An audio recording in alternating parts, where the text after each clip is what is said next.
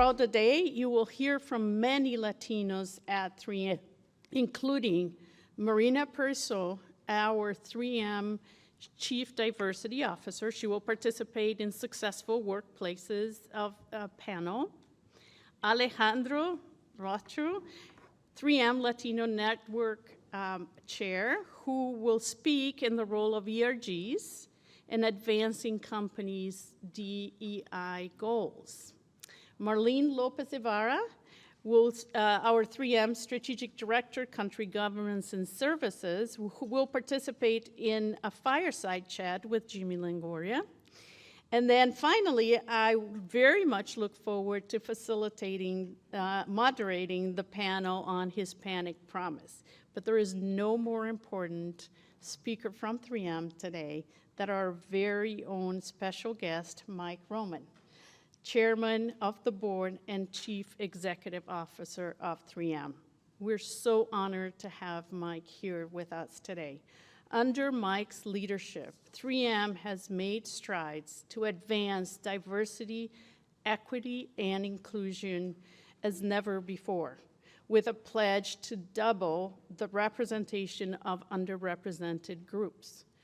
Also, under Mike's leadership, 3M has committed to investing $50 million to address racial opportunity gaps through workforce development initiatives in our communities. I want to personally thank Mike for advocating for this pledge, for his relentless support of 3M's Latino Resource Network, and for making time to be with us here today. And with that, let's make a warm welcome to Mike.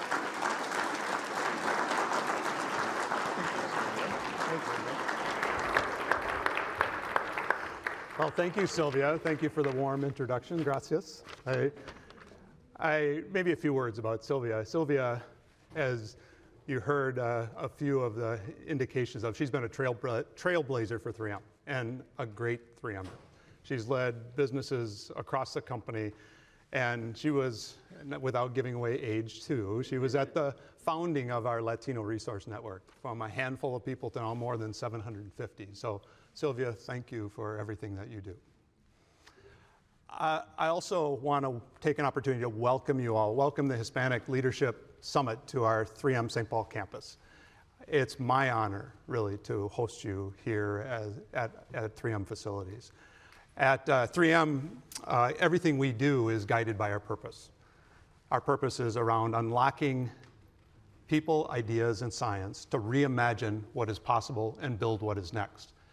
Really focused on a promise of improving lives and helping to solve some of the world's greatest challenges. And it guides really everything that we do. It's guiding and really foundational to what we talk about today, our purpose to become more diverse, equitable, and inclusive as 3M company. And it's a priority for us, and a priority for the company, and a personal priority for myself. Hispanics are a powerful force.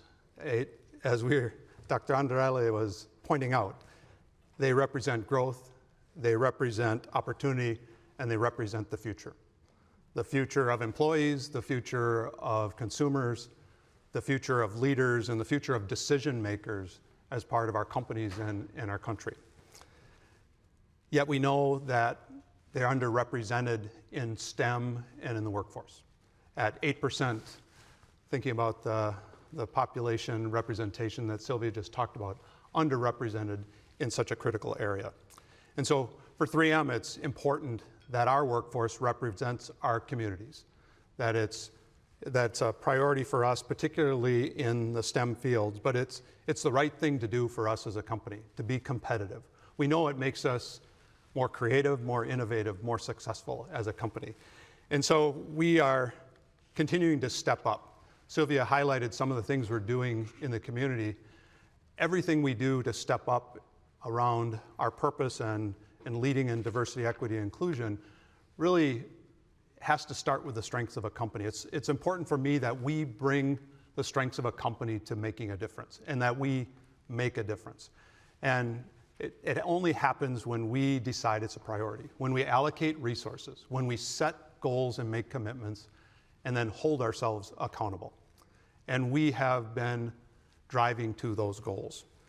We've achieved pay equity for racial and ethnic groups in the US, including Hispanics, as a goal that we set out and now have achieved. We are working to achieve the goal that Silvia highlighted, to double the underrepresented groups in 3M Company.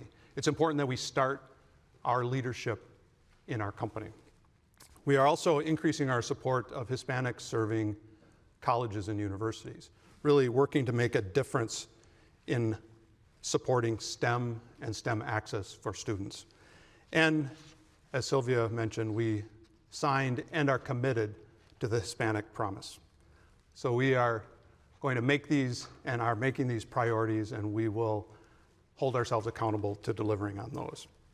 We are also bringing 3M science to bear on some of the challenges we face. As an example, we know in 3M Company that oral care health, is a gateway to overall health of people. And so we recognize that one of the challenges in oral health are the tooth decay in children. And this is a painful and challenging and often a first step in challenges with oral health. And here in Minnesota, 30,000 people have limited access to oral care. They are forced to drive more than 70 miles to reach health care and oral care. And our teams recognizing this, stepped up as part of a coalition to really advocate for making a difference, and now have been successful in delivering on a $60 million increase in state funding for dental care, helping children across the state have that access that they needed. Ultimately, delivering on these commitments, while important, we recognize there's more to do, and we are striving to make a difference every day. So before wrapping up, I'd like to recognize our Latino Resource Network, and really all of our employee groups. Their leadership is making a difference in the company and in our communities. They push us to be better. They push our communities to be better, and they're always there for each other and as a strong voice and advocate for our leadership of the company. And this was never more true than in the middle of the tragedy in Uvalde, Texas. This impacted our Hispanic community, and our Latino group, together with our parent network, stepped up to make a point to check in on colleagues, really work to identify local charities where 3Mers could help make a difference, and they shared tips with parents on how to talk to their children about this tragedy. So it's more important now than ever that we step up our leadership for diversity, equity, and inclusion, and that we stand with each other and hold ourselves accountable to delivering and making a difference. So as CEO, my commitment is I will continue to lead change for us as a company. Really, that's another strength of business leaders, is we recognize the benefits of leading change, and we recognize our responsibility in doing so. And so I will continue to advocate for that change, lead that change, and ensure that we hold ourselves accountable to delivering on our goals. And we'll continue to partner with great organizations like this Hispanic Leadership Summit that's with us today. So again, I would like to thank you all for joining us at 3M. I wish you to have a great summit and have a great day. Thank you.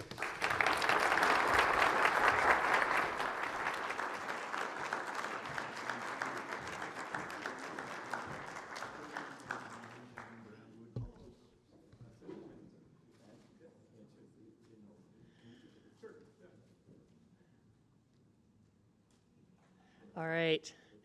Thank you, Mike, so much for your leadership and your allyship. And Silvia, thank you for your sponsorship and hosting of today's event.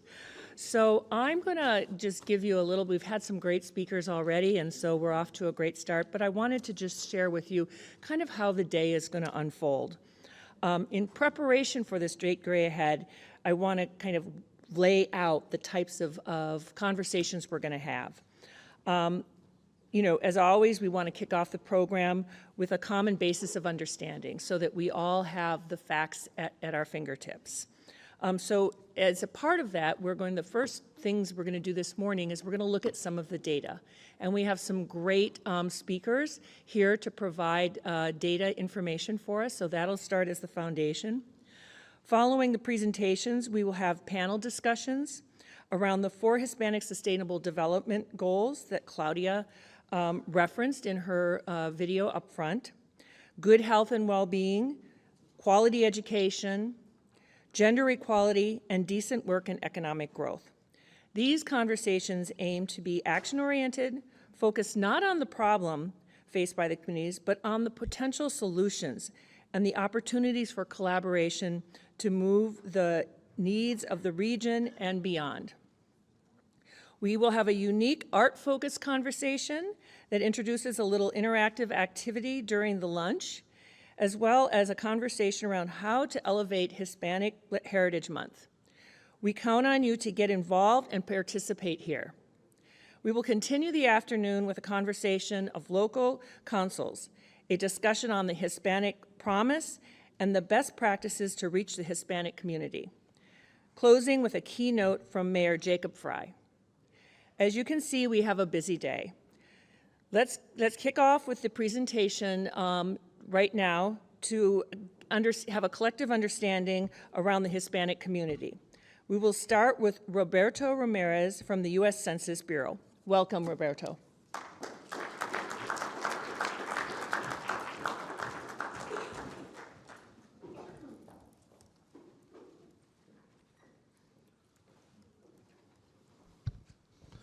Hello, everyone, and good morning. I'm glad to be here. Took me about 40 minutes to find the place, but it's all good. So I'm officially on tour. This is actually my second presentation with We Are All Human. I was in Dallas with them a couple of weeks ago, and now I'm here in Minneapolis, Minnesota. So very excited to be here. It's my first time in the state, beautiful state. Also would like to thank the Census Bureau for lifting the travel ban, so I get to do what I love to do, which is to be in front of the American people and share the wonderful and great data the Census Bureau collects. I work in Population Division at the Census Bureau in Washington, D.C., and I do have a lot of information to share with you, so I'm going to go ahead and get started. I want to make sure that we cover all the data that we need to do today. So, clicker. Okay. So the census data that I'm about to show you actually are all contained in this America Count stories that you can see here. It's available on our website at www.census.gov. If you haven't been to our website, please visit it. We have a wealth of information and data there, and you will never be bored, I promise you that. The Census 2000 provides a new snapshot on the racial and ethnic composition and the racial and ethnic diversity of our nation. So, before I begin, I'd like to briefly discuss the U.S. Office of Management and Budget, or OMB, 1997 standards for race ethnicity collection. Contrary to popular belief, the Census Bureau actually does not set the standards for the collection of ethnicity and race for the federal government. Our research helps inform it, but it's a policy decision. We're a statistical agency. All federal statistical agencies, including the Census Bureau, must adhere to these standards, which remain in effect. The minimum OMB categories for race and ethnicity data you can see here on this slide. OMB requires 2 minimum categories for data on ethnicity, whether you're Hispanic or not. And here are the minimum 5 race categories: American Indian, Alaska Native, Asian, Black or African American, Native Hawaiian, or other Pacific Islander, and white. We do have the exception to collect some of the race in the census environment, and also in the American Community Survey as well. Now, for the purposes of today's presentation, I'm only going to focus on the Hispanic population, because otherwise we'll be here till midnight. We have so much data and we can't do that, right? But for those of you who really want to know more, I can certainly be available after the presentation to talk about the other race categories as well. So this slide here shows an image of the Hispanic origin question that was actually used in the 2020 census. In the 2020 census, as in previous censuses, the category Hispanic or Latino includes all individuals who identify with one or more of the nationalities or ethnic groups originating from Mexico, Puerto Rico, Cuba, Central South America, and other Spanish cultures. This includes people who mark or check the box Mexican Americans, you can see here, Puerto Rican, Cuban. And if you don't find yourselves in any of the check boxes, you can write in your origin, provided by the write-in line. For the 2020 census, we actually collected up to 6 write-ins per write-in line. Back in 2010, we only collected up to 2. So if you don't find yourself in a category, in fact, I'm actually wondering, how many people do we have here from the Dominican Republic? Mexican origin, Venezuelan, Colombian, there you go, Cuban, there you go. Great. So everybody's represented here. You probably heard a lot about the census data. My goal here is to provide you kind of like an overall national picture and then talk a little bit about the state of Minnesota. I don't want to steal the next presenter's thunder, but just kind of give you a quick overview, okay? All right. So here I begin presenting the results for the 2020 census. This table shows the U.S. population by Hispanic Latino origin between 2010 and 2020 censuses, respectively. The Hispanic population grew from 50.5 million, 16.3% of the U.S. population back in 2010, to 62.1 million, or 18.7% in 2020, as highlighted in the red box. Between 2010 and 2020, the Hispanic population grew by 23%. Slightly more than half, 51.1% of the total population growth between 2010 and 2020 came from the Hispanic population alone. This slide shows the same information as the previous slide, but in a graphical form, because I'm big on graphs, and I think it's really important to use graphs to summarize the data. The Hispanic population shown here in light blue numbered 50 million, 0.5, as I mentioned, 16.3% of the population in 2010, and you can see the 2020 corresponding percentages as well. In dark blue, the non-Hispanic population was 83.7% of the population in 2010, compared to 81.3% in 2020.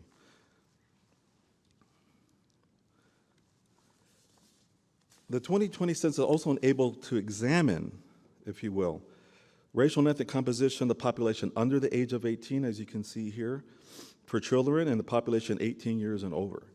The racial and ethnic composition among children is quite different from adults. This comparison offers insights into the demographics of the younger generations in this country and a glimpse of the future may bring. Shortly, I'll talk about the projections of the Hispanic population. Some of the speakers already here talked about the significance of the Hispanic population, and it's true. The Hispanic population literally is changing the demographics, the portrait of the United States.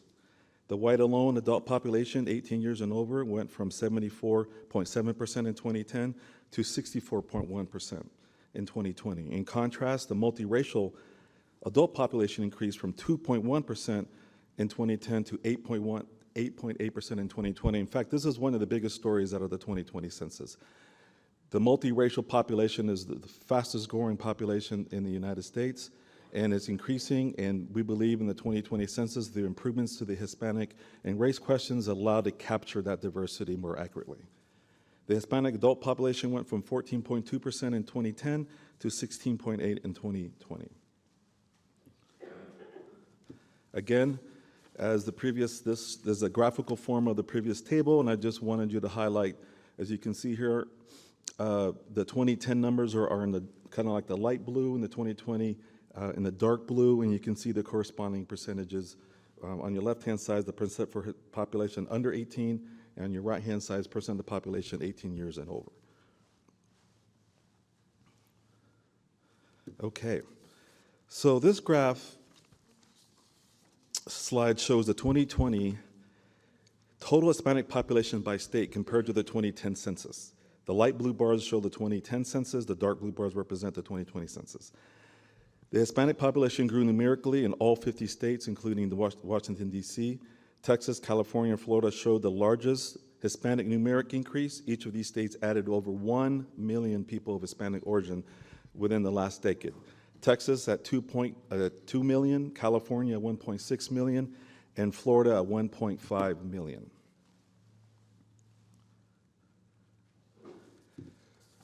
So using our data visualizations at census.gov, you can further explore the data we've covered so far using interactive maps and graphs, which illustrate the 2020 results compared to 2010. If you haven't seen these maps on our site, I highly recommend that you see them.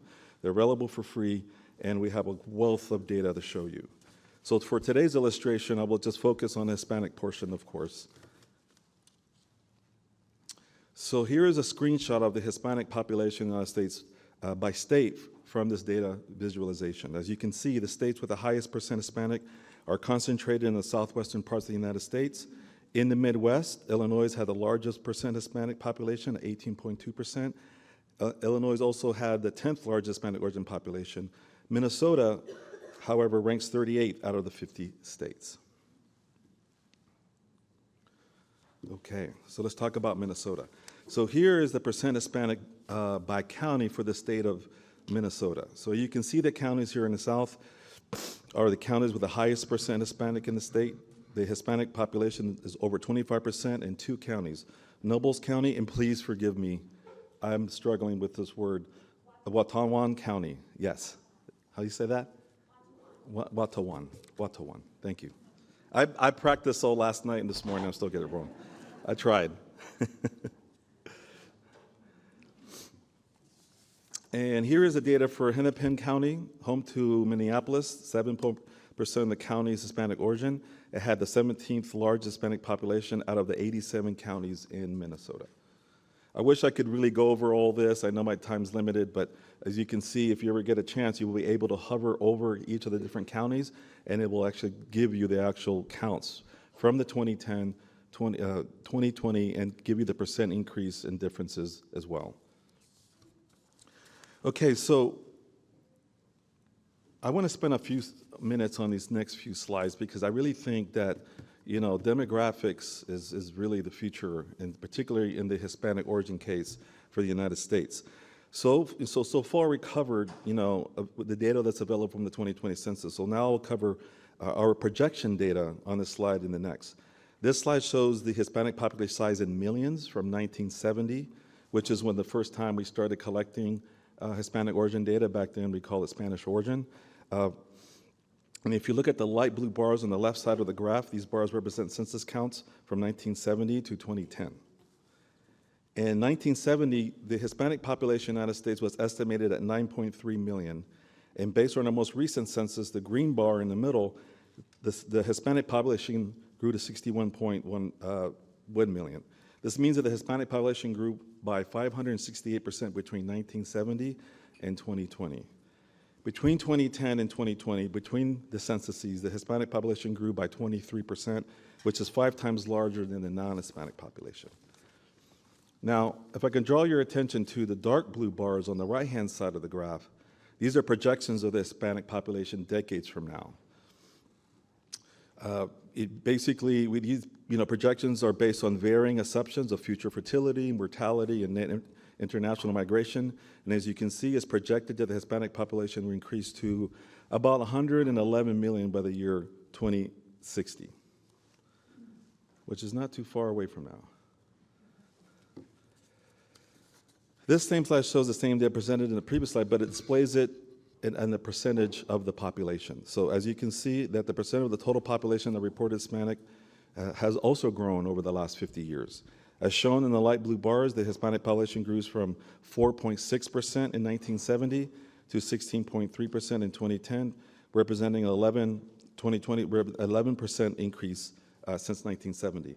And as of April 1st, 2020, the Hispanic population grew 18.7% of the U.S. total population. If you look at the blue bars on the right-hand side, by 2050, it's projected that more than 1/4 of the U.S. population will be of Hispanic origin. And by 2060, it's projected that nearly 27.5% of the U.S. population will be of Hispanic origin. So as you can see, tremendous growth, young population, more children per family. This is driving the growth. And actually, contrary to popular belief, migration does play a big role in the growth, but it's actually native births. You know, births here in the U.S. that's driving the growth in the country. My time is limited. I wish I could be here a little bit longer. Please come visit our website at www.census.gov, and I'll be more than happy to answer questions after the next presenter or during lunch. Thank you very much. Appreciate it.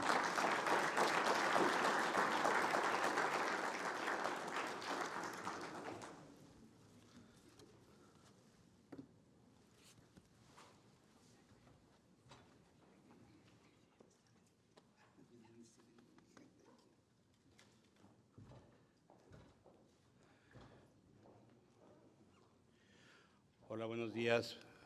¿Cómo están? Everybody, hello, good morning.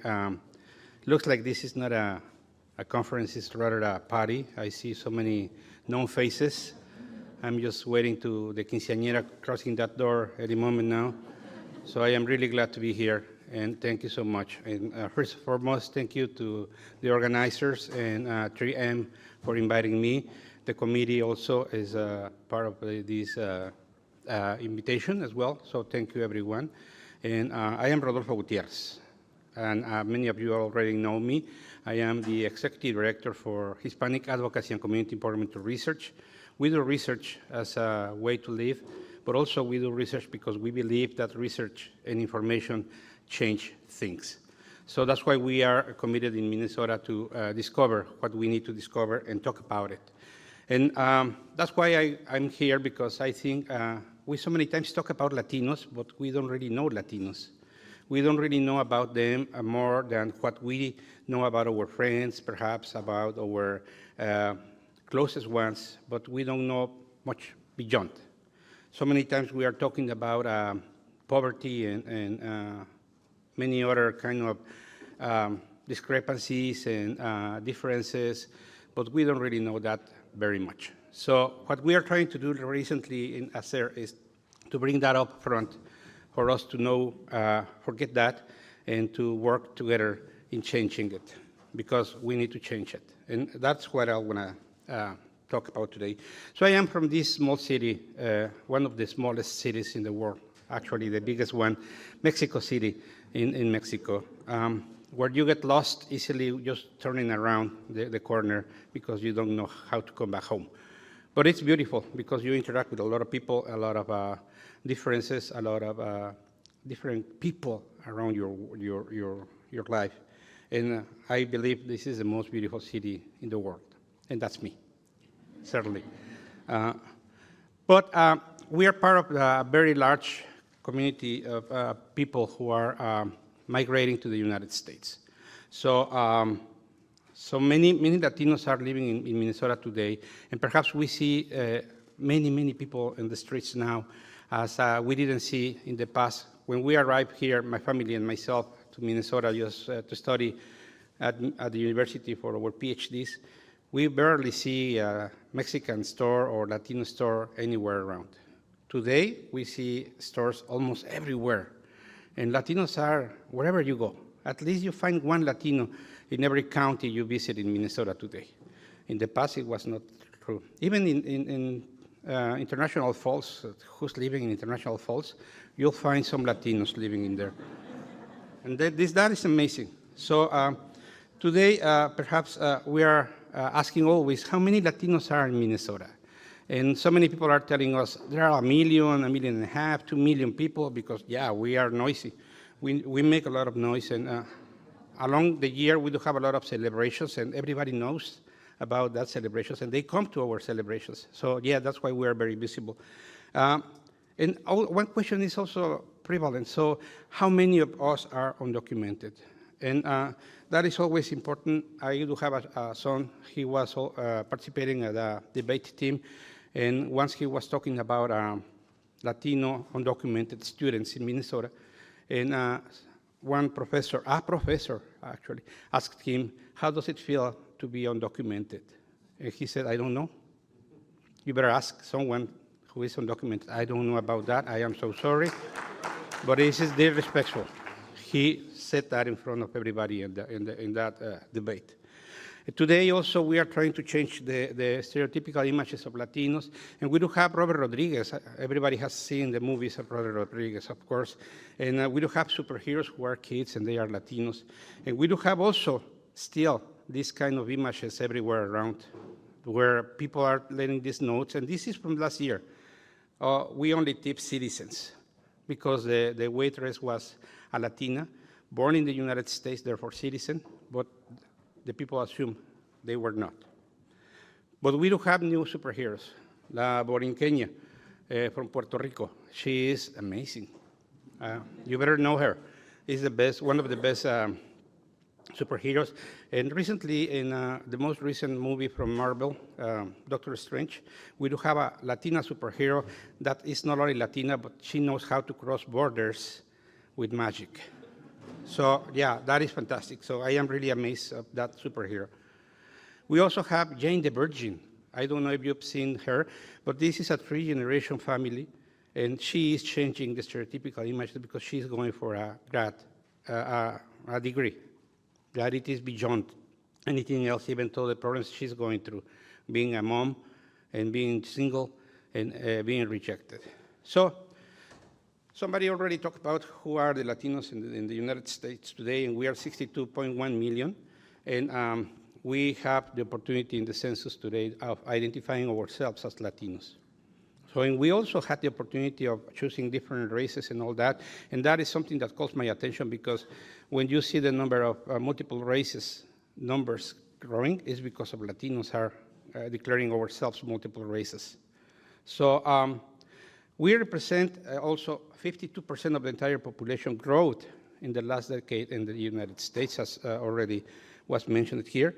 And however, it's important to mention that 80% of the Latinos counted by the census are citizens of the United States. Citizens by birth or citizens by acquisition. So many of us are transiting into the citizenship after migrating here. But 80%, I mean, that says 2 out of 10 are undocumented. And that is an important number if you add at the end. But it is, I'm coming back to what my son went through. Not everybody is undocumented. In Minnesota today, Latinos are the fastest growing population. It was amazing how people were calling me after the census ended and presented the initial results, and they say, how does it feel for Latinos to grow that fast? Nice, because we are now more visible, certainly.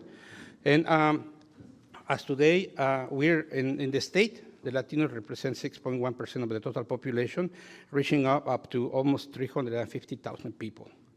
So that is really amazing. We are now the number, and I'm going to talk about that in the next slide, the number that it was projected by 2050. As you can see, 10 years ago even, the projection was that by 2050, we were going to be 350,000 people. We are down. So when we see the projections, maybe the idea of 2040 as the moment in which whites were going to be not the majority is going to come faster than that. Today, 2/3 of our Latinos that live in Minnesota, we are living in the 7-county area. So we are staying here in the Twin Cities areas because los tacos are más ricos here.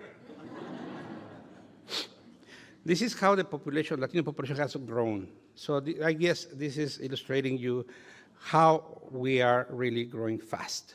And recently it's more because of what it's called in demography natural growth, which is by births and deaths, the balance, than immigration. Because immigration in the United States, in particular in Minnesota, has a little bit slowed lately. But thank you particularly to the past presidency in the United States. And now, this is how the population of color is composed in Minnesota. And you can see there in red that we do have black population, but they are together immigrants and non-immigrants, black population. But if you separate them as two different groups, because they are, if not, you can ask my friend from Kenya, who is not, he says, I am not African-American, I am African. So that way, Latinos are the most numerous population behind whites in Minnesota. Furthermore, by origin, until 2012, because we still need more data from the census, you can see that people from Mexico were the most numerous people coming from different origins. So from Mexico, we were the most. And now they say that Mexicans are taking back the world. I don't know, maybe Minnesota to start with. This is again, as up to 2017 by continents. And in this particular situation, we see more accelerated influx of immigrants from Asia, but still Latin America is a place of origin for many, many, many people. In Minnesota today, we do have over or near 200,000 people who speak Spanish at home. That is a lot. So I invite you, if you are not a Spanish speaker, to go and come to our house. You are invited to mine if you want.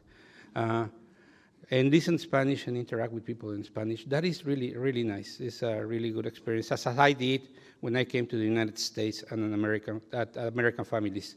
So you learned a lot. I learned, I guess. I hope I never forget.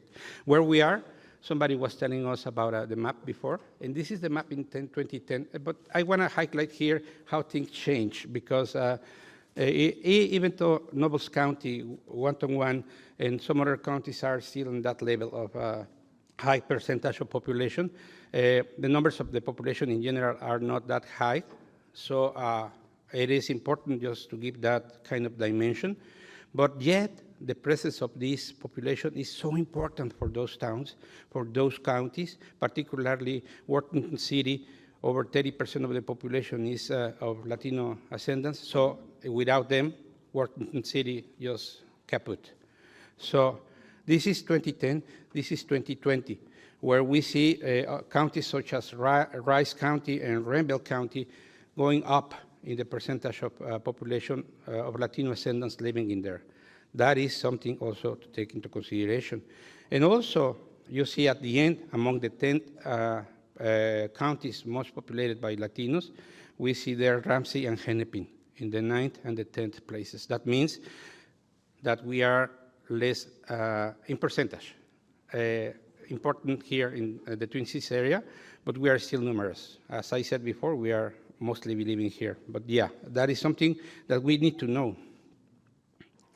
This is Lake Street, Mercado Central, the heart of the Latino life. And you should be there to know and understand what is going on with our Latino culture. And also, this is the composition of our population by countries of origin. You'll see Mexicans are there, but also are Puerto Ricans, Salvadorians, Ecuadorians, Guatemalans, Colombians, Hondurans, Cubans, and you name it. I have a lot of friends from Colombia. I have a lot of friends from Venezuela, and it's important to know here that everybody comes with different conditions to this state.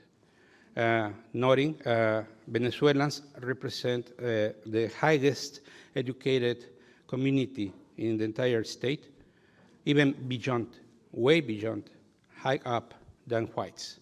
So many Venezuelans are coming with master's degrees and PhDs. Unfortunately, they are not having the degree from here. They cannot work as such.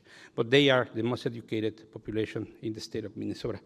While people coming from Ecuador, Mexico, El Salvador, Guatemala are having the lowest, the lowest degree, the lowest level of education in the state. So that said, is like we need to look also the differences, not only by country of origin, but also how we are coming here. If you haven't tried this, you don't know what it's like.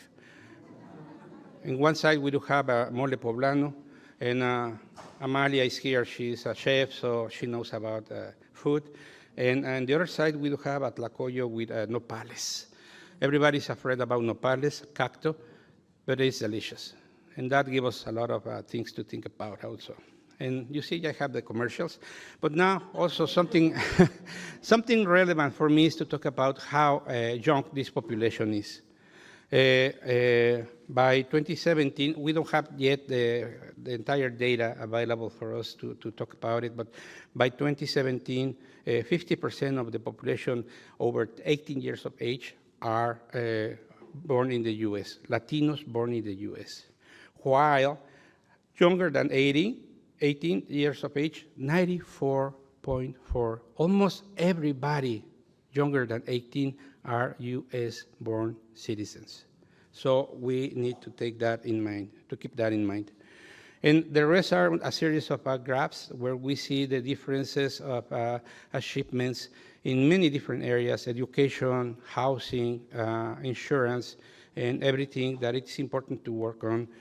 These graphs are really illustrative. So like high school students graduating on time, Hispanic are very low compared to Asian and whites And the average also in Minnesota is higher than what we do have.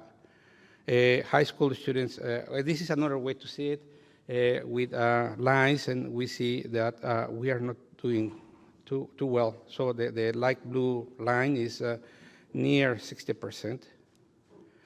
These are the people who have a bachelor's degree. If we take out Venezuelans and Colombians who are living in Minnesota, then we go very, very, very bad with this indicator as well.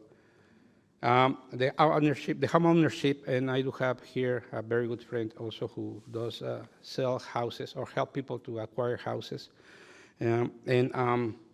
We have still behind. We are still behind. We have a lot of problems having this kind of culture of buying houses. Many people rent houses because they don't have the access to information as to how to buy them. And it's really important. It's an indicator of wealth, so that is why it's important for me.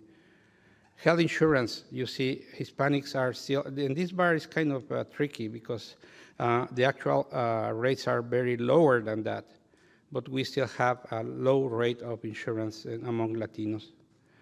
Those who are being diagnosed with diabetes are high compared to the rest of the population. Asians, for example, are very healthy diabetics-wise.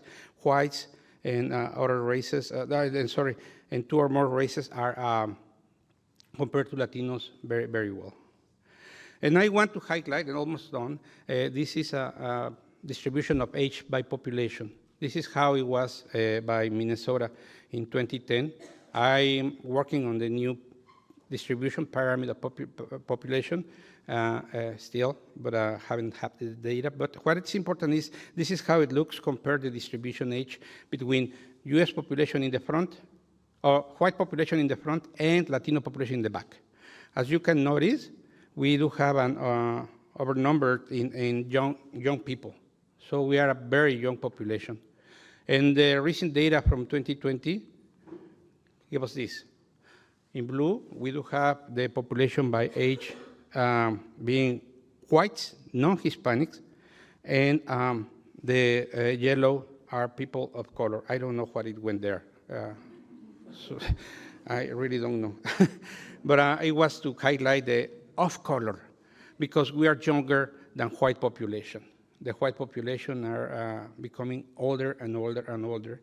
And the point is they are going to need younger people to work for those elders.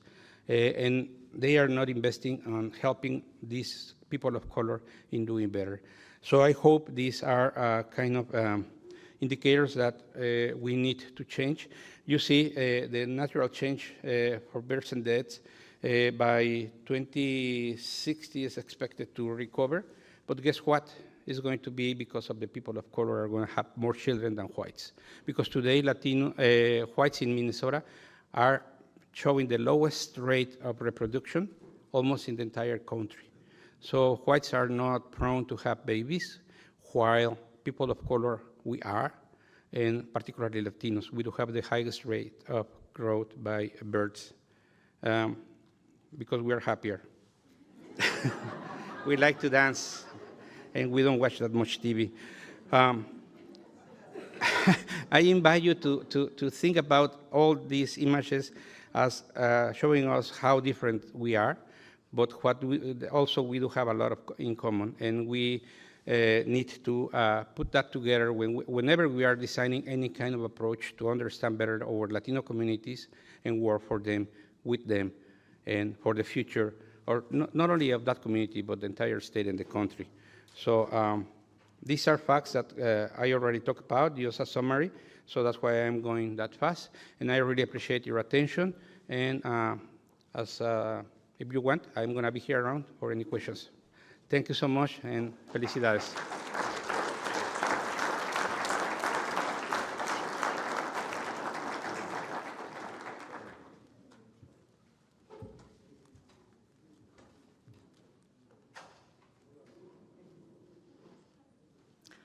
All right. Good morning, everyone. This is going to require me to stand still, and I'm not good at that, but I will try my best.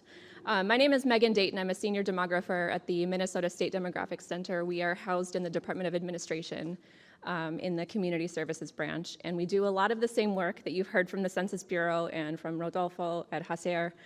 So there will be some repeating slides up here, but I have a very, I think, important message that ties all of this together that I hope to share with you this morning. So I'd like to start with the national growth rate for Minnesota. We grew at about 7.6% over the last 10 years, 2010 to 2020. And that was right on par with the national average at about 7.6%. So we had a really positive growth rate here in Minnesota, especially when compared to the Midwest surrounding us in the northeastern states, right? Lots of people are moving to the south and the western states in the country. So we have very preliminary data from the Census Bureau so far, broad age groups and broad race groups. So we can't tell a lot of what's happening right now, but what we can see very clearly is that all of the growth over the last 10 years came from people who identify as Black, Indigenous, and people of color. The white non-Hispanic population declined for the first time ever between 2010 and 2020 by 51,000 people. So if we had relied on the growth rate of white non-Hispanic people, as we have done for decades before, we would be declining at this point, right? There's some other issues with the data here with the multicultural population. We know very clearly, especially with the Hispanic population and the decennial census, the way that people are able to characterize themselves in the decennial census is very problematic. So sometimes there's shifts between the broad race groups just based on the way people are able to self-identify, right? So the multicultural group here, 2 or more races at the bottom, exponential growth, but what we don't know if that's a choice in the way people are choosing to self-identify or if that is actual exponential growth in the multicultural group. Really important nonetheless. So here's another way that that's represented. We are still an overwhelmingly non-Hispanic white state, but they won't stay that way for long, right? We see large populations in the Black African American population, almost 7%, and then Hispanic is about 6.1% in Minnesota. So just overall population growth. I just want to highlight this really quickly because growth is still concentrated in the 7-county metro in Minnesota. But down here in the southwestern corner of the state, that blue county that's sitting all by itself is Nobles County, which is 20%, 25% now Hispanic. There's a very large agricultural community in Nobles County. Rodolfo was talking about birth rates for the Hispanic population in Minnesota. It's so much higher. And so places where the Hispanic population is concentrated are growing much more rapidly than anywhere else in the state. So you saw this slide earlier. You saw these data earlier. I don't know why it's populating all of them. Something happened in the transfer over here. But what this is really showing is that since 1990, there has been incredible growth in the population of folks who identify as Black, Indigenous, people of color, and particularly for the Black, Hispanic, and Asian population.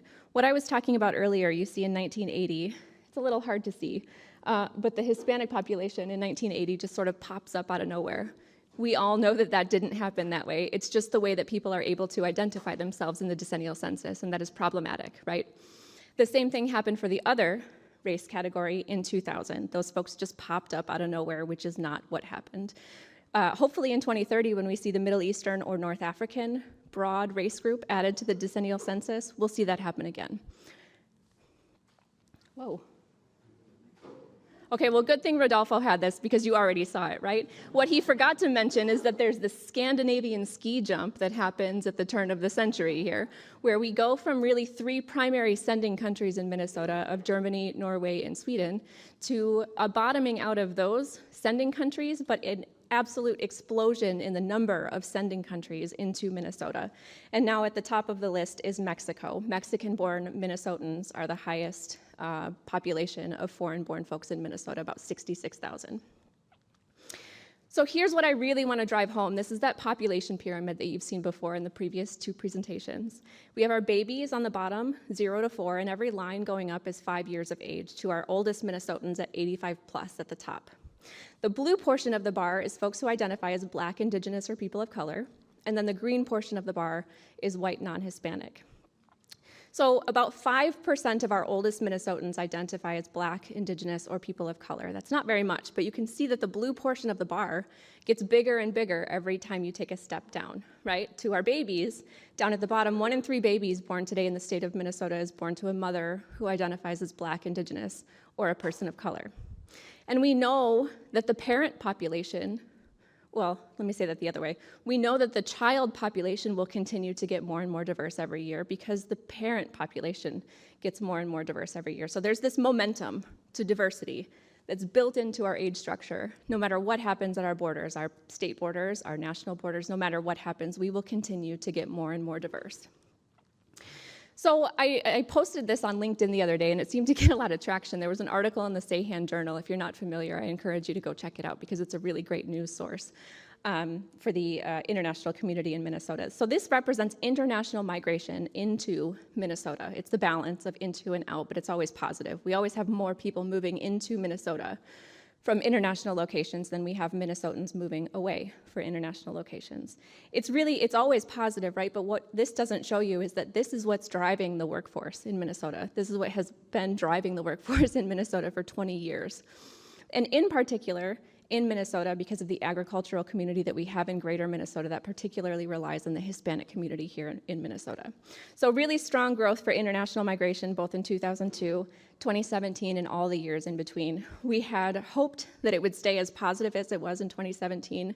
Changes to federal immigration policy impacted the number of people who were moving here to Minnesota as well.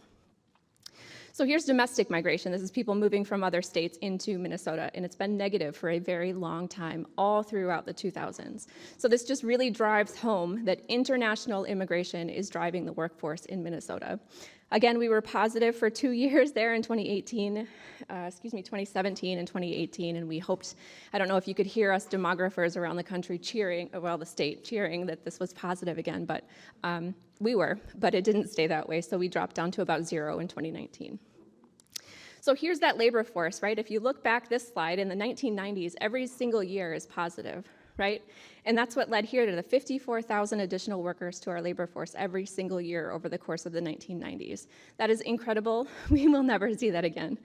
And it's dropped about in half in 2010 to 2015, and even more significantly into 2020 and 2025, where we are right now, about 6,000 additional people added to our labor force here in Minnesota. And those numbers out into the future are the projections, and they are entirely reliant on international immigration in Minnesota.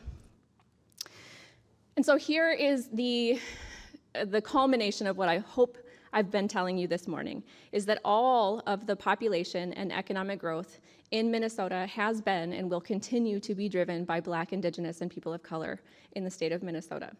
So our labor force continues to grow, but it is only because of the diverse community that we have here in Minnesota. So these numbers here in 2010, you see strong growth overall to the entire portion of the bar, but decline in the blue portion of the bar, which is white non-Hispanic workers in the state of Minnesota. So as we start to talk about, as demographers, we talk about median household income or other economic indicators that show levels of economic security and stability in the state. We like to talk about Minnesota as a really great place to live and a really great place to be, but we need to focus on populations that identify as Black, Indigenous, and people of color to help bring them up, or this state will not continue to be the great state that we like to think that it is. So that's what I hope to leave you with here today. My contact information is there. I went through this really quickly with the 10 minutes that I had. I'd love to have more time with you, so if you have questions, if you want to talk about this anymore, please feel free to follow up. Thank you.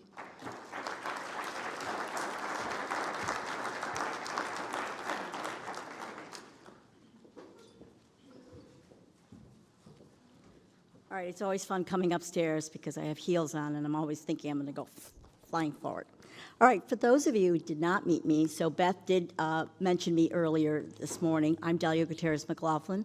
I'm a Principal Engagement Leader with Amazon Web Services, or AWS, and it's just an honor to be here today. I'm a first-generation college graduate. I have been with We All Human from the beginning, way back in Chicago, when it was just a couple of us in a room talking about an idea that Claudia had, and look where we are today. So I want to thank Megan, Rodolfo, and Roberto for all of your valuable contributions and the insights you brought to us this morning. it's very imperative that for all of us that we know from a community perspective where we've been and where we're going. So now we're going to pivot a bit, and we're going to jump into our good health and well-being segment. And before we kick off that panel, after this panel, we're going to have a bit of a break, and it's going to be an opportunity for us to get together and take a photo outside in the front of the building. So I'm going to go ahead and do the panel. I'm going to come back up here and kind of ask to shepherd you all. So we'll accomplish that photo because we want to do it before it rains, and then we'll come back in. So with that, now we're going to kick off our panels on good health and well-being. So come on board.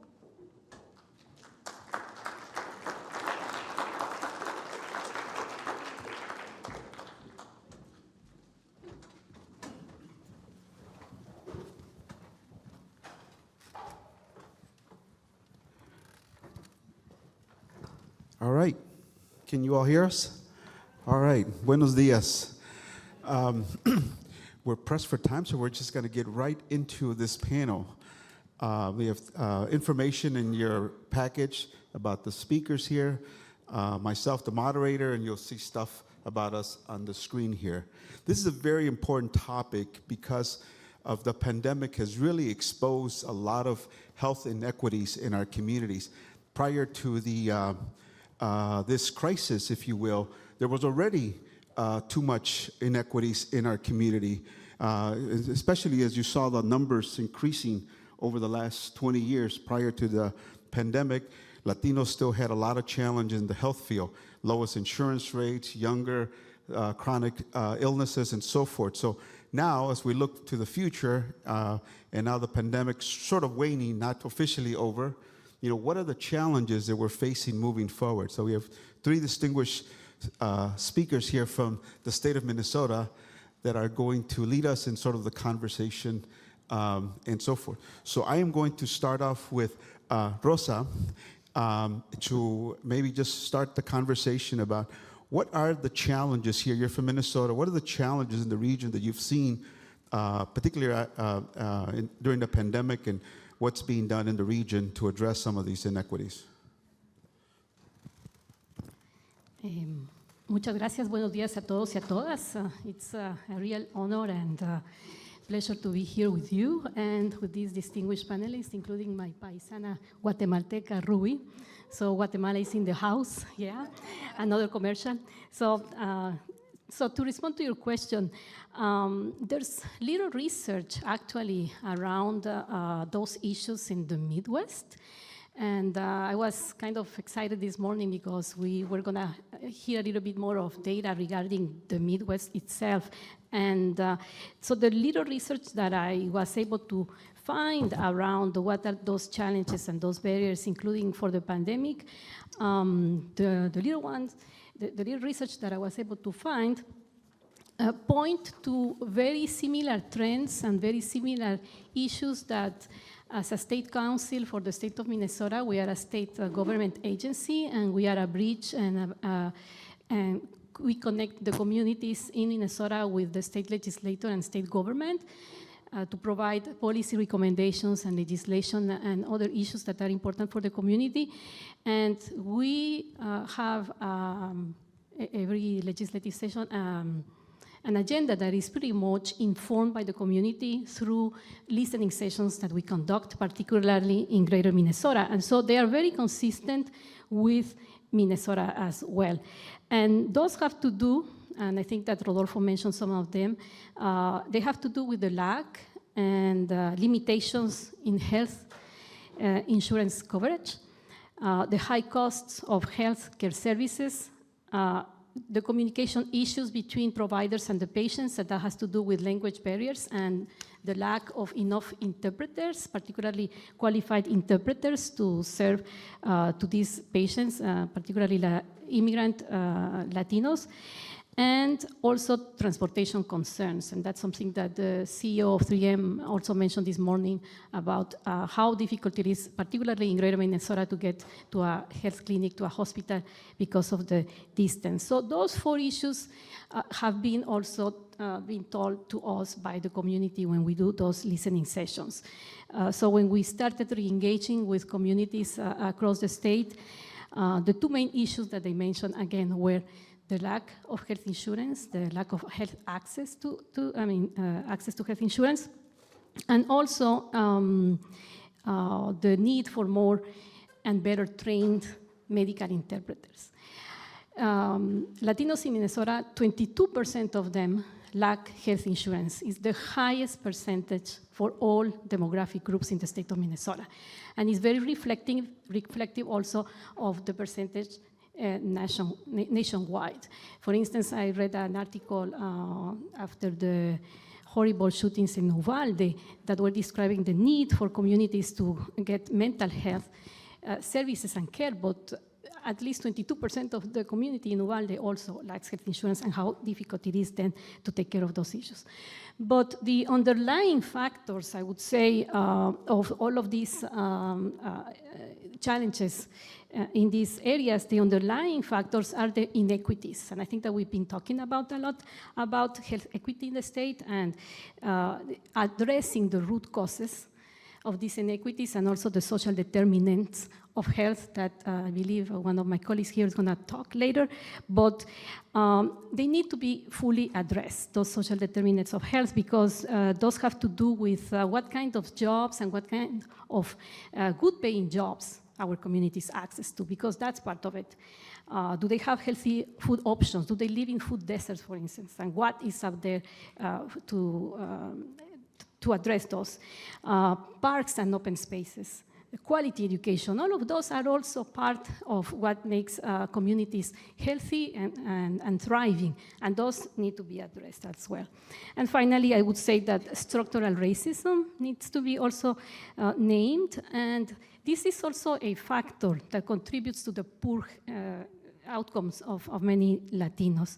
According to the new Assistant Commissioner for the Bureau of Health Equity for the state of Minnesota, racism is one fundamental cause of diseases that could be preventable. So we need to really examine our policies, our structures, how those interact.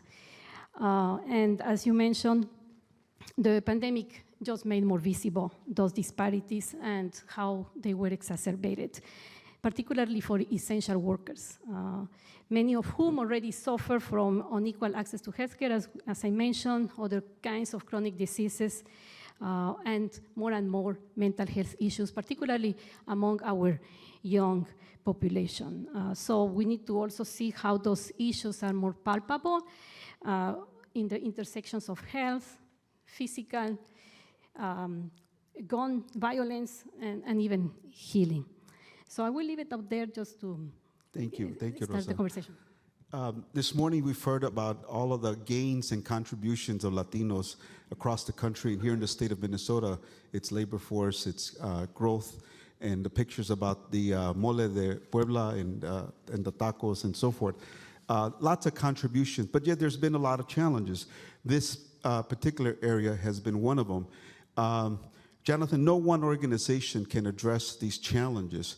How are stakeholders working together address this, and what additional stakeholders are needed to address the challenge of inequities in this healthcare field? Good morning, everyone.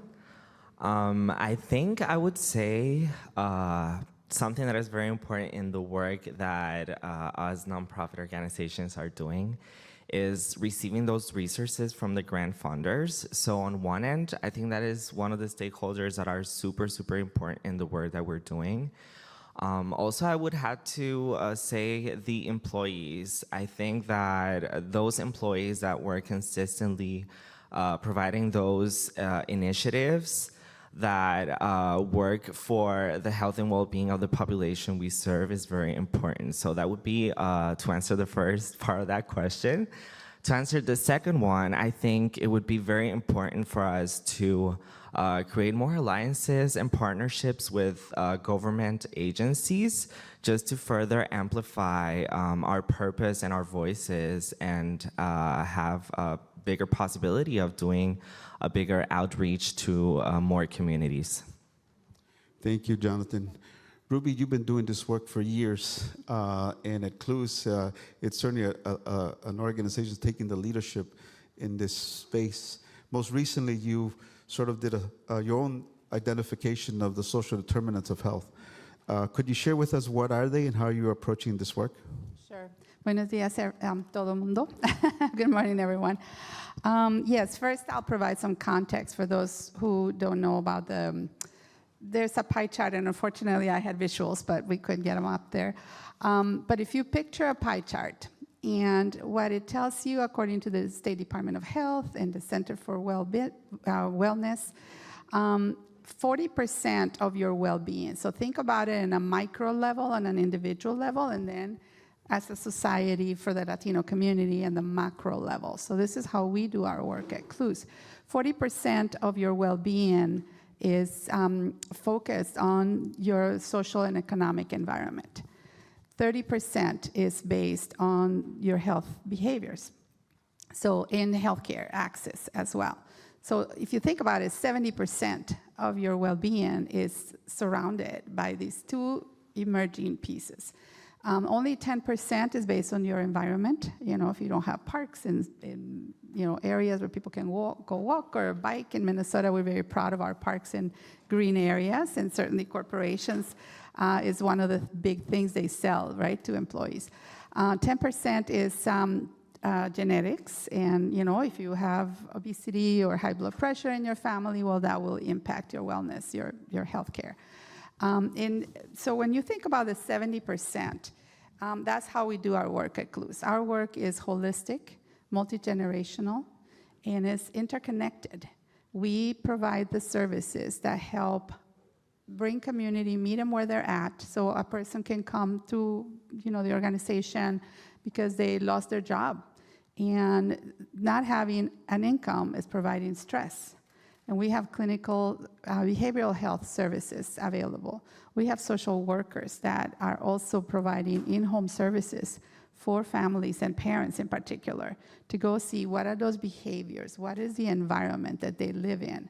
With the pandemic, housing, access to food, cultural food, and healthy food. Of course, many of our people live in food desert areas. Many of our people live in childcare desert areas. So those are barriers that are impacting not only your socioeconomic mobility or ability to be stable, but also impact the levels of stress, chemical health, all those services. So what we do at CLUS is we provide not only the bilingual, bicultural services where we're able to, and we try to foster that work in other nonprofits and bring a voice to the table. The one thing that we added in addition is kind of our theory of change, which really adds value to or our value proposition, if you want to call it that, where we believe that bringing people together, providing networks of support, providing spaces for people to engage in a cultural way, also provides value, empowerment, and it provides a sense of belonging to many people in our community, to each of us. I'm an immigrant, and although I came here more than 40 years ago, I still need my community, and I need my tortillas, and I need my, the places that make me feel like I'm at home. That's what we try to do, and I think for many corporations too, where I have seen as they recruit people from outside the state, it's also important to think about what are we providing to support them in all these other ways, socioeconomically, but also community-wise. And certainly arts and culture are a piece of the work that we do, where we say that la cultura cura, or culture helps you heal. And that's one of the big pieces, besides the clinical services that we provide at CLUS. Thank you, Ruby. Rosa, you mentioned some of the issues that are barriers that are facing the community here in the region in Minnesota. So as you look forward, what needs to be done collectively to across the sector and industries to address these inequities that, again, we all on principle agree that they started before the pandemic. They just got exacerbated after the pandemic. Yes, I think that Ruby mentioned some of them, when she mentions community, and those solutions need to be community driven. I mean, they need to be found where the issues are and where people have a stake, particularly in their localities. So they should be also focused on the development of health education and health promotion and prevention interventions, but that they recognize these barriers and how they are unique to Latinos in those communities, and not every community is the same. So not one recipe is gonna work for all of these communities. As it was the theme of this summit, we need to recognize the nuances. And I think that the data also gives us those nuances and a guide for this, for the design of these interventions that have to also take into account the unique attributes or characteristics. So those interventions need to be grounded in the values, the beliefs, the norms, the culture, what's already in those communities.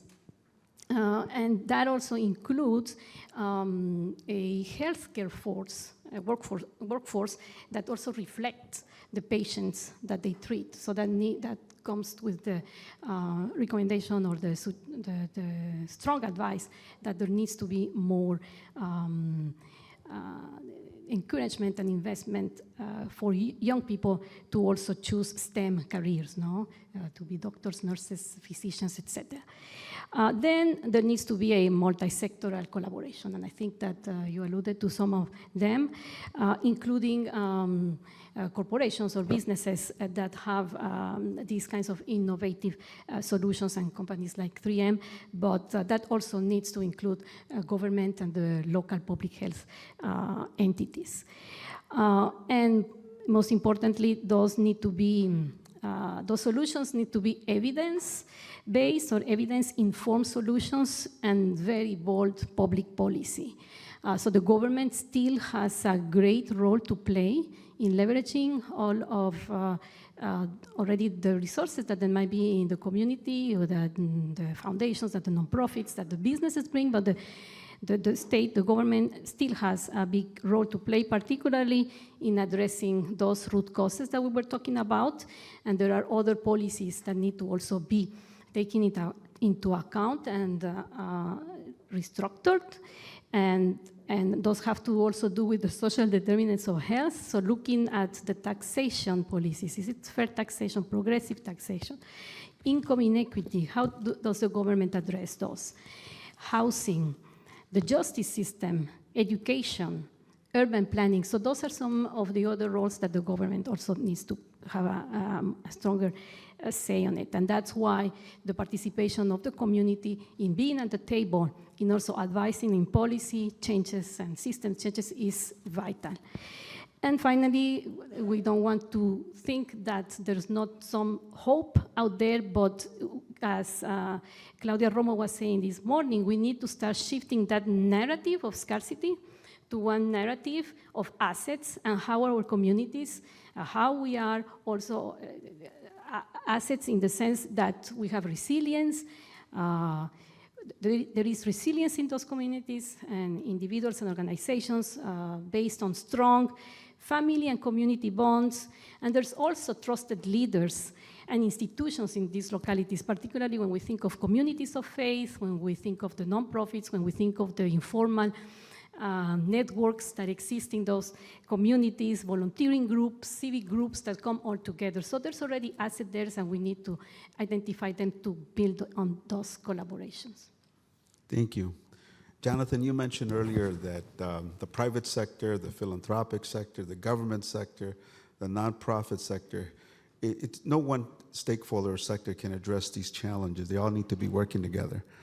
Can you share some vivid examples of what you've seen or what needs to happen so that all these sectors are working together to address these challenges?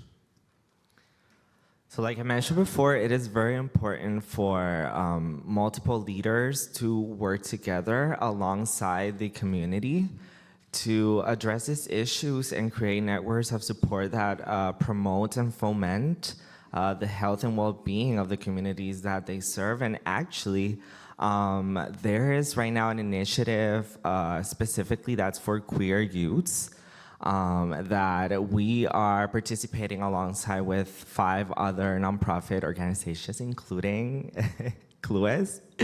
And we created this initiative to provide education to parents as far as gender identity goes, everything that has to do with the queer community, to better understand their children and their kids that are part of the queer community and have a space of acceptance, a space of inclusivity, and a safe space for them. Because we know that if we're gonna talk about health and well-being, we need to also talk about creating inclusive spaces for the people that belong to the queer community. I myself am a homosexual, and I know how important it is for us Hispanics to have these conversations and this narrative. So that is an example that I can provide for this question. Thank you. Ruby, I'm not surprised by what you mentioned. It's at least 70% you identified, if I understood you correctly, social and economic and health, direct health are the issues. As you think about moving forward, what needs to change? What needs to be done differently to really address those root causes? Or we definitely have to figure out ways of approaching this, especially now after the pandemic. I think I'll frame it a little bit around the transformational work that we are attempting to do. And I think as a community, as a broad community, when we look at the macro level, for me, it's 3 things. Changing narratives, and there will be some conversation later around that. But changing narratives is kind of where so all 3 are changing narratives, changing behaviors, and changing systems. And, because the root cause of a lot of the barriers that our community encounters and the lack of opportunity are based on the systems, right, and the inequities. 45% of the total Latino population in Minnesota are under the age of 19, yet not a lot of investment in education or career pathways for young people. Not a lot of investment in technology access for young people. We have also, Latinos have the highest labor force in the state, if not the highest, one of the highest labor force, and yet one of the lowest wages in the state. When it comes to housing, the per capita housing ownership or home ownership is high for non-Latinos or non-BIPOC communities, yet for BIPOC communities, we rate at number 49 or 50 probably at this point.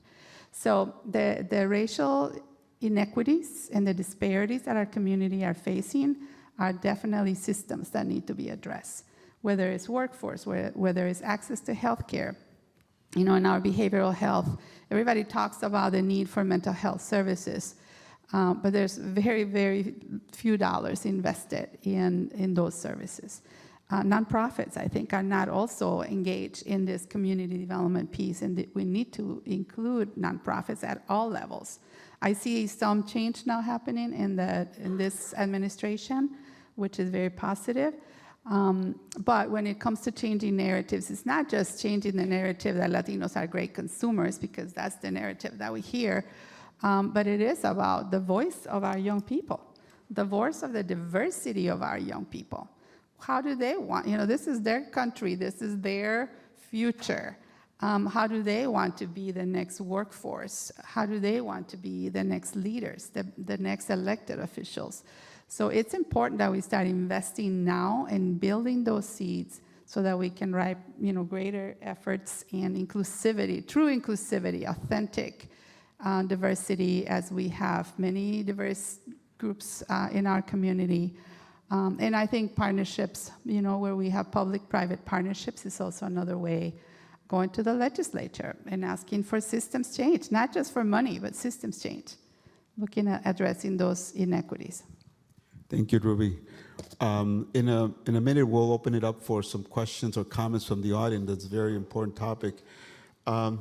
Rosa, again, the contributions of our community have been augmented this morning, and we continue to be a community that's contributing. Yet sometimes the perception is that we're takers. We contribute to the economy, we contribute to the labor force, we contribute to the culture, we contribute to the social fabric of this country, and so forth. So what do we need to do different for the rest of the population to recognize that, and also recognize that we will be contributing as well to this issue from our own personal responsibility, trying to get better and so forth? What would, if we were to avoid another crisis in our community because of the inequities that exist, what will we need to do differently moving forward? Yeah, I think that two things, and some of those solutions and some of those ideas were already shared here by my colleagues in the panel, but I would say that systematizing and making sure that we have learned the lessons of the pandemic is very important, and so research is very important. And my call of action for this summit and for the leaders here and for the leaders in the region is about the importance of having good, sound research about those issues in Minnesota, but also in the Midwest, and so that we can learn exactly how we can prevent. Because as we were mentioning, I think that all of this can be preventable. It's just that the systems, and particularly when it comes, the pandemic was a public health issue, so I think that that's where I think that the role of government is so essential. And so one of the things that we learned during these two traumatic years, in addition to other situations of violence that the Twin Cities experienced after the killing of Mr. George Floyd, is the importance of the state needs to have a way to provide accurate, timely, and multilingual information to be able to know what to do in these kinds of cases. And it took a long time for the state of Minnesota to realize that those multilingual services are needed also from government at all levels. I think that that's one of them, and that would have prevented many things and would have guided communities, that are Spanish-speaking communities, to get the resources, to get the proper information about the tests, the proper information about the vaccines, and many other issues. So that's one thing. And the other, if I may, is the importance to also fund rigorous scholarship in the region, in the Midwest region, so that we have a good understanding with evidence, with data, with numbers about the different trends and the different issues that are faced and the trends that are there, so that we can also inform policymakers about those best practices and about the needs of these communities, in particular those that you mentioned, the contributions of Latinos in the Midwest and in Minnesota, and how important it is that the government reciprocates back, because, as we were saying, I mean, we contribute enormously in the economy and in the fiscal base of the state and in the Midwest and in the nation and around the world. So there is this sense of reciprocity that is needed also in government. Thank you. Jonathan, earlier we heard that the growth of the Latino community is not through migration anymore. Is through birth rates, and we're one of the youngest populations in the country, and here in Minnesota, the figures show that as well. What is your call to action to young people in terms of moving forward and holding policymakers and private sector and others accountable to address the challenges that our community is facing in this issue?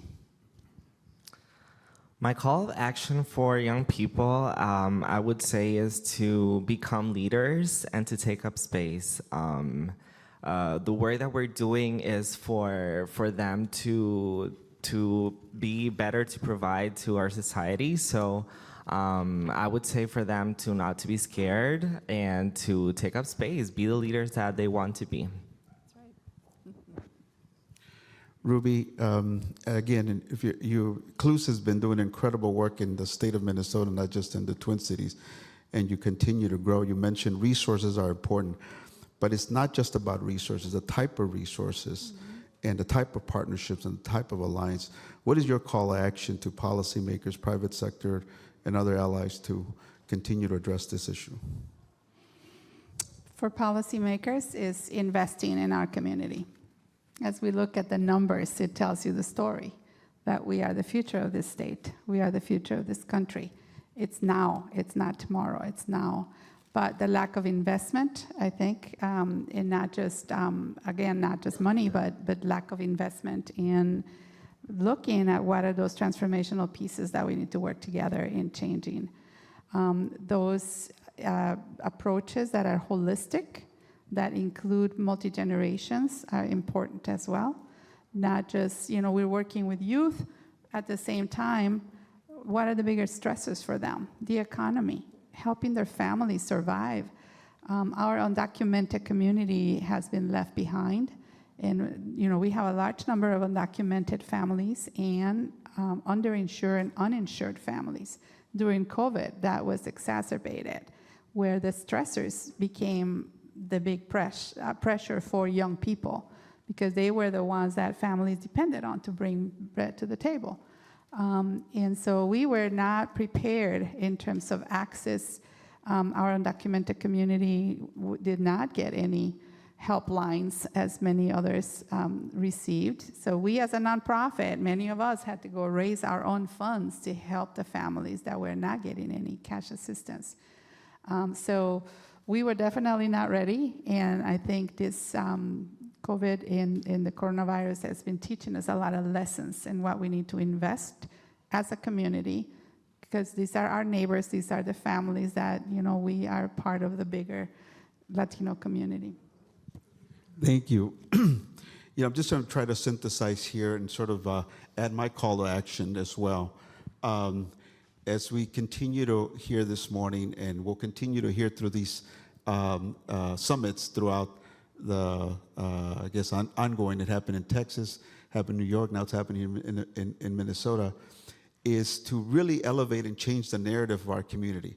Even though the numbers reflect that we're growing, that we are making a difference, changing the landscape, contributing more to the economy, the social fabric, and so forth, we have yet to be recognized in a way that we can exercise our power to do so. So for young people, I guess one of the questions is, the majority of the growth in the Latino community is birth rates. That means there are US citizens. That means they're ready to vote. They're ready to exercise their vote. I myself, as an immigrant, have 3 kids. They're all born here in the United States. My son voted for the first time in the presidential election last year, 2 years ago, and my daughters will be voting for the first time in these national elections this year. So one of the call to actions is, how do we mobilize our community?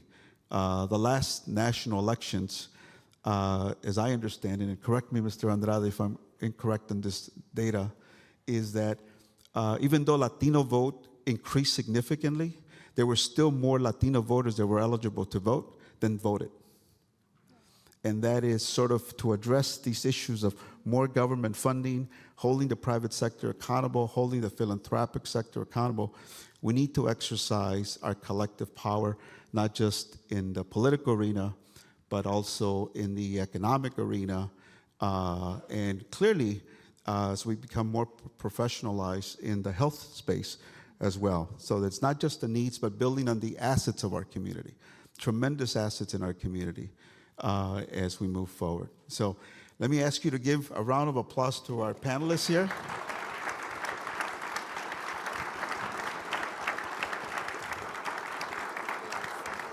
And thank you, everyone. Thank you, everyone.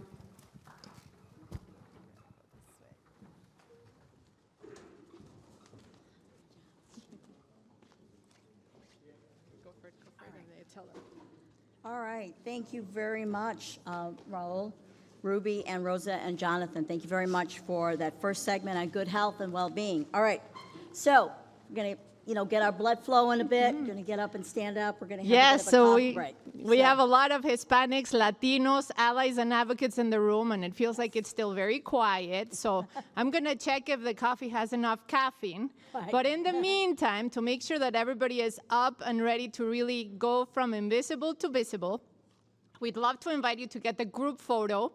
As you heard before, we raised the first Hispanic flag last year. So we want all of you there. So maybe it'll be a testament of something that you can bring into your companies as you leave this event. And maybe this Hispanic Heritage Month, we all raise the flag. So with that, we have Marjorie Henkel over there. Marjorie, if you don't mind standing up.